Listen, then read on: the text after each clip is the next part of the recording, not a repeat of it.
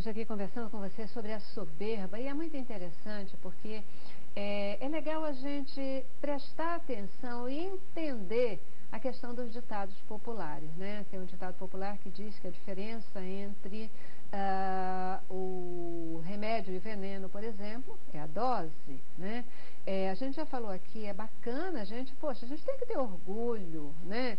É importante a gente ter orgulho. Eu acho, por exemplo, que é terrível uma pessoa que não tem nenhum tipo de vaidade. A vaidade, né, ela nos ajuda, por exemplo, a levantar a autoestima, a querer as coisas boas. Ela tem, é uma coisa positiva e é muito ruim uma pessoa que não tenha nenhum tipo de vaidade. Mas parece que o problema está na dose, né? O problema está na dose. A diferença entre esse orgulho, essa vaidade, essa coisa boa e entre a soberba, a gente vai estar falando na dose, né, pastor? Você pensa na diferença soberba e humildade. Mas nós encontramos, inclusive no meio cristão, pessoas com baixa autoestima, criado por uma série de circunstâncias da sua vida, né? Eu estou falando em termos pastorais, pessoas que acham que não são nada e há um misto, há um ar de que eu nunca vou fazer nada, eu não tenho condições. Isso é uma baixa autoestima, talvez até patológica, aí é mais com os doutores, mas é mais patológica, porque o que é humildade na realidade? Qual é o contrário da soberba como pecado? É o verdadeiro senso de quem eu sou. Eu olho para mim e vejo exatamente Francisco de Assis, ele disse uma frase interessante, ele diz: o que você é aos olhos de Deus é o que você é, e nada mais. Essa é uma frase de Francisco de Assis, né? E realmente nós somos o que Deus nos vê. Agora, muitas vezes eu tenho que virar para a pessoa e dizer: você tem que fazer algumas frases bíblicas. Eu sou filho de Deus, eu nasci de novo, eu sou uma nova criatura, Deus me ama do jeito que eu sou, o amor de Deus me alcança, para a pessoa parar e dizer: não, sim, eu sou amado por Deus. O que eu sou aos olhos de Deus é o que eu sou, e nada mais. E ele disse isso para políticos na sua época, em 1220. Uma carta fantástica que ele escreveu. Porque, na realidade, quem lidera tem muito maior perigo, como eu falei no começo, na questão da soberba. Voltar ao nível equilibrado de humildade, reconhecendo que em Deus podemos todas as coisas, tudo posso naquele que me fortalece, que são expressões que são, de repente, o antídoto. A gente tem que voltar sempre a esse ponto. Sempre ler e reler a Bíblia, porque ela coloca o homem exatamente no ponto em que ele está, precisado de Deus, necessitado de Deus, mas a gente usa a coroa da criação não é a mulher, é o ser humano. O ser humano é alguém que Deus fez com as suas mãos. Ele mandou que os animais forem criados, mas o homem, ele fez a imagem e semelhança de Deus. Então é muito fácil você entrar numa coisa, né? Eu sou melhor do que você. Claro que é, mas Deus tem um ponto e um papel importante para você exercer, ajudando os outros, entendendo que você não é melhor do que ninguém. Se Deus lhe deu dinheiro, e aí tem a questão da soberba, porque eu tenho muito dinheiro, se Deus lhe deu dinheiro é porque você tem uma responsabilidade muito maior de ajudar as pessoas que não têm. E se Deus não tem, você tem uma responsabilidade muito maior de ajudar os outros com o seu trabalho, com a sua disposição. Esse senso da humildade, o que você é aos olhos de Deus, é o que você é. Bacana, bacana. O senhor me fez lembrar, em determinado momento, o grande milionário, miliardário brasileiro, Eike Batista, ele disse, né, meu dinheiro, nem Deus é capaz de acabar com ele. Nem Deus é capaz Aliás, capaz, essa é a frase famosa que destrói a todos. Os Beatles, a mesma coisa. Eu sou mais famoso que Jesus Cristo. O orgulho precede. E aí a gente não precisa falar mais nada. Celeste, você falou do antídoto, me lembrei agora de um bom antídoto. Estava ouvindo o pastor falando, eu me lembrei de um bom antídoto, que é o Salmo 51, do homem segundo o coração de Deus, que é Davi. Né? Davi, no seu momento de orgulho, né? Não quis, inclusive o pastor Renato tocou isso no outro programa, não quis ir para estar à frente com o povo, ficou para descansar, e aconteceu o que aconteceu. E o profeta Natan, com toda a sua sabedoria, vai lá e não confronta, faz com que ele mesmo se confronte. A questão do julgamento que a Ana falou, a capacidade de se julgar. Então Davi, ele achava que já estava por cima de tudo, então ninguém mais julgava ele. Natan conta a história, ele julga o personagem da história, e Natan olha dentro acha aquilo tão fantástico, que inclusive deu o nome do meu filho Natan por causa disso, né? Natan olha e fala assim, você é esse homem. Aquilo ali, Davi... Caraca, caiu. Como? Não, se tivesse jogado a Torre de Babel ali. Por isso que todos nós precisamos de um Natan. Precisamos desesperadamente. Se você não tem alguém que possa, a gente colocar o dedo na sua cara e dizer as verdades que você precisa ouvir. Aí a gente entra na questão teológica.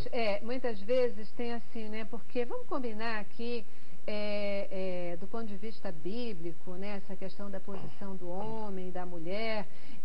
O homem, quando a Bíblia diz que o homem é o cabeça, e muitas vezes os homens entendem isso como a mulher é inferior. Literal. Né? É uma coisa mais literal, é o homem que manda, ele que e tal. E eu acho assim, para mim, quando Deus fez a mulher e dizendo assim, farei para ti uma ajudadora, farei para ti um Natan. Farei para ti um Natan. Você tocou no assunto que é fantástico. Né, mulher, um ao outro. Todas as vezes que eu não ouvi minha esposa, a queda foi feia. Se é uma palavra sábia, né? A mulher precisa ter esse papel em relação ao homem, e ele precisa ouvir sem soberba, e o homem precisa ter esse papel em relação à mulher. Eu acho que é uma reciprocidade que não pode não existir. Você tocou na sua reciprocidade, é essa a questão teológica. A gente estava falando do antídoto, né? Então, dentro do ponto de vista psicanalítico, né, psicológico, o narcisismo é quando eu retiro o olhar do outro sobre mim. Então, como o outro me vê, não me interessa. Só interessa como eu me vejo. Dentro do plano teológico, é quando eu retiro Deus do plano. Então, não existe Deus, só existe eu. Né? Eu acho sempre interessante quando a gente vai ver o texto.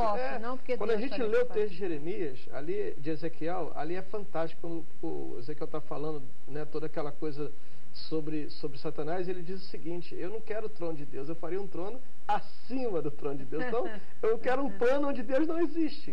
Né? Eu faria um trono acima do trono de Deus.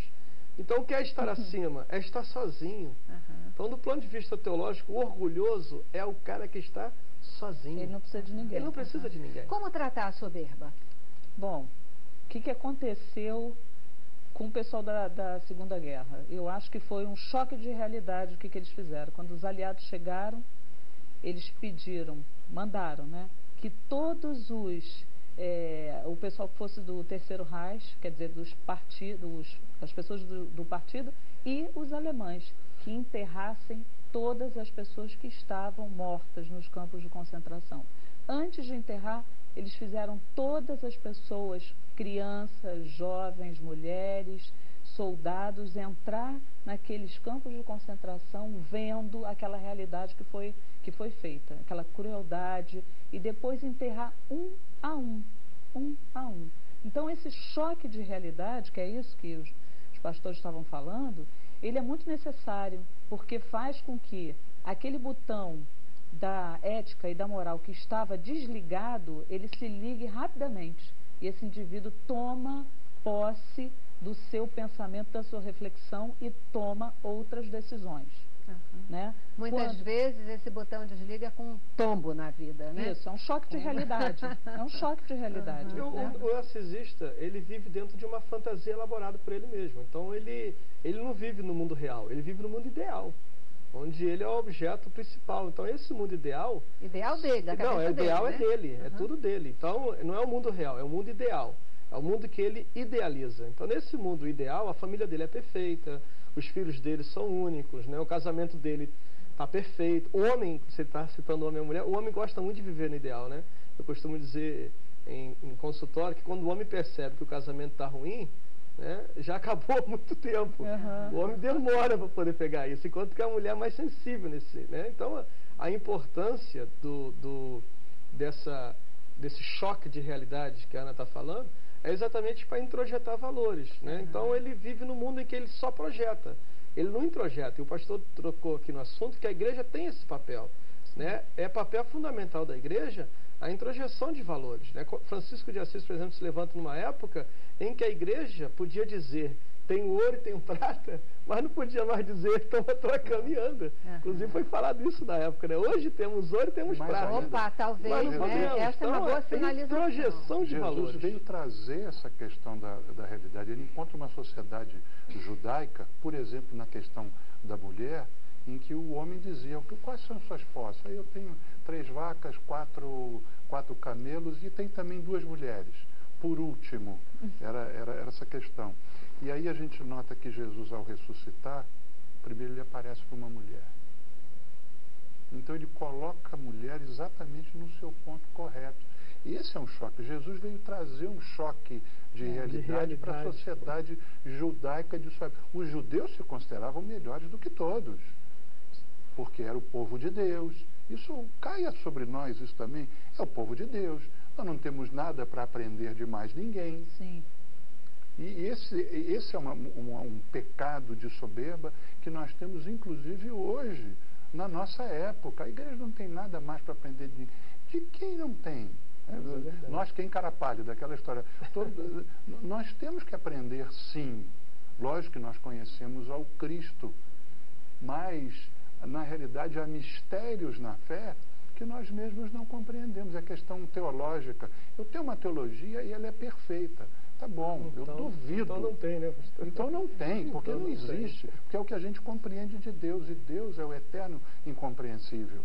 O Deus é aquele que a gente nunca consegue ter, nunca consegue entender. E é eterno incompreensível porque nós não temos capacidade física, estrutura psicológica, Deus mental, não nos fez para assim. Alcançar toda a magnitude de Deus. Né? Por isso misericórdia dele, que nós não podemos compreendê-lo. Por isso que a leitura bíblica é mandatória para todo cristão. Ele precisa começar no Gênesis, ir até o Apocalipse, volta a ler novamente, porque Deus sempre vislumbra algo novo que eu não sabia.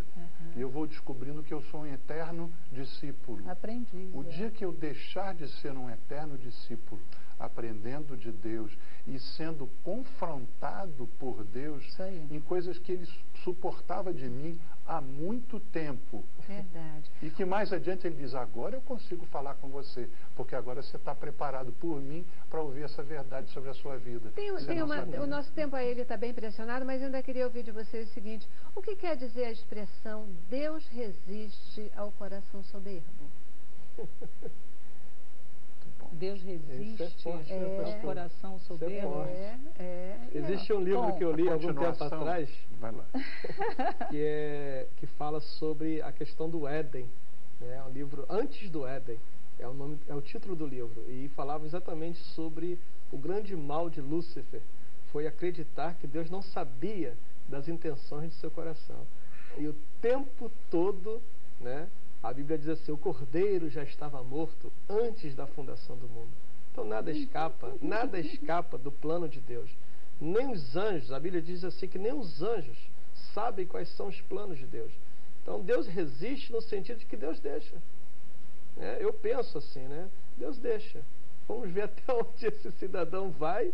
Se em algum momento dessa trajetória ele vai reconhecer. Agora tem uns, Celeste, que a gente precisa entender que algumas pessoas farão a escolha de não se arrepender. Você tem uma história célebre de um sujeito que ele faz a escolha de endurecer o seu coração. Ele vê os milagres acontecendo no Egito, ele vê tudo acontecendo, mas ele fez uma escolha. Ele endurece o coração para tudo aquilo que estava acontecendo. Algumas pessoas endurecerão o seu coração. Deus resiste porque Deus dá o tempo. Ele respeita, mas são as escolhas. Né? o livre-arbítrio. A continuação desse texto no Novo Testamento com Tiago diz: submetei-vos a Deus. E a posição do cristão é sempre de submissão a um Deus soberano, completamente soberano, que criou o céu e a terra, e a quem eu pergunto o que eu devo fazer. Diz que o dia judaico, ele começa, o certo é isso, o dia judaico começa na tarde, no pôr do sol do dia anterior, e termina no pôr do sol do dia seguinte. Por isso que a Bíblia diz que foi-se tarde e manhã. É o contrário, a gente pensa manhã e tarde, para eles é tarde e manhã. E um autor fantástico, ele diz que isso acontece para que quando eu vou dormir, Deus está trabalhando. Quando eu acordo na manhã do dia que já passou a noite, eu tenho que virar para Deus e dizer: o que você já veio fazendo? Para que eu possa me inserir no que você já veio fazendo. E não dizer: eu comecei um novo dia, agora vamos lá, está tudo à minha disposição. Não está. O que Deus já veio fazendo enquanto eu descansava? Agora eu tenho que entrar. Se submeter a Deus. A submissão a Deus é a cura. Que bacana isso, né? Que bacana. Deus, o que eu andou planejando aí?